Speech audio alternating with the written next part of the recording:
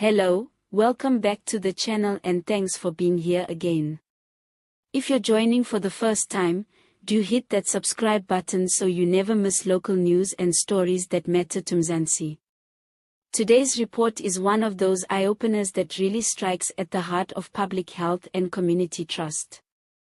A South African woman has been identified for allegedly collecting free medicine from public clinics and then selling it to undocumented Mozambican nationals. Stay with me until the end so you can hear the sources and verify this yourself. This disturbing case unfolded after several clinic managers became suspicious about stock discrepancies.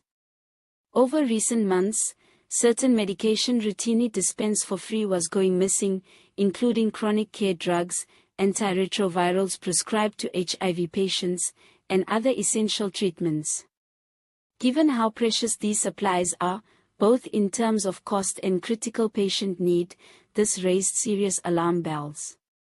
Authorities say the woman in question had volunteered at multiple clinics under the guise of helping out. Since volunteers often assist in medicine collection, patient guidance, and stock handling, she blended right in. Clinic staff began noticing that the same face kept turning up week after week, and every time, the cart of medication she walked away with seemed significantly heavier than what should be needed. An internal audit revealed inventory drops that didn't align with patient numbers or medical schedules.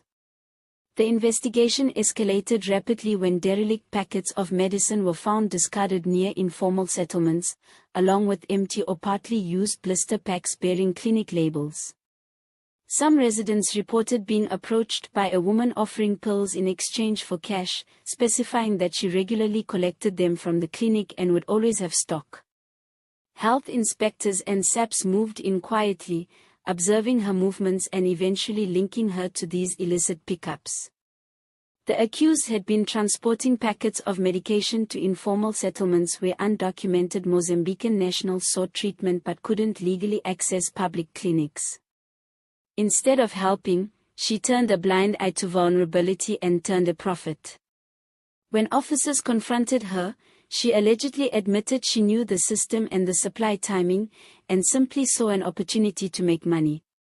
She reportedly said she rationalized it as helping people who had nowhere else to turn, but the money she earned, law enforcement says, outweighed any moral justification.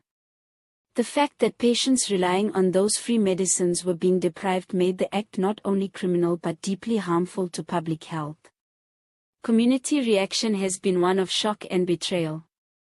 In one township, elderly patients voiced their distress, saying they'd been forced to ration medications or miss clinic visits altogether, particularly those in chronic care and HIV treatment.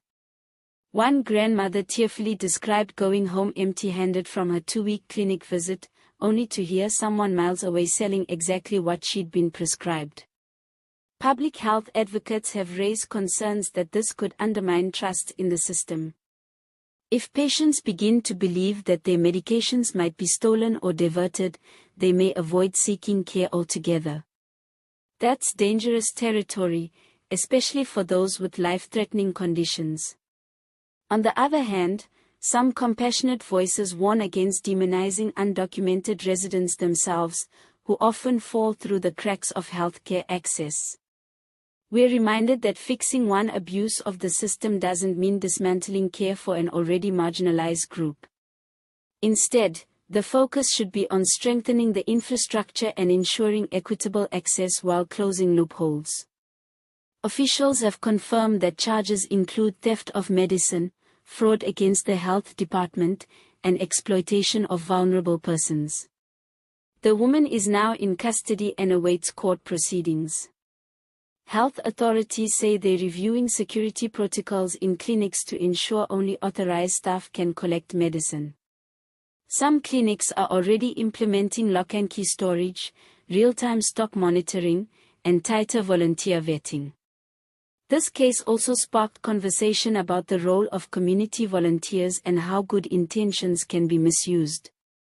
In rural and peri-urban areas, clinics often rely on volunteers to help manage high patient loads.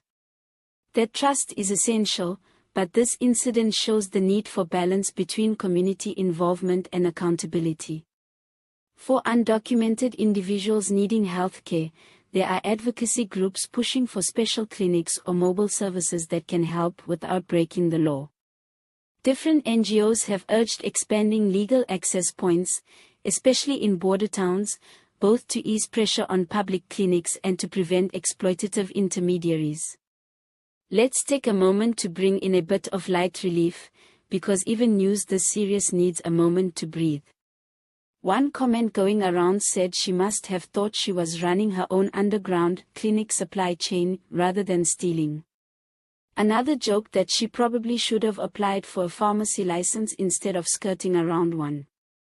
And someone quipped that now you can't even trust the helpful volunteers to actually help without dipping into medicine boxes.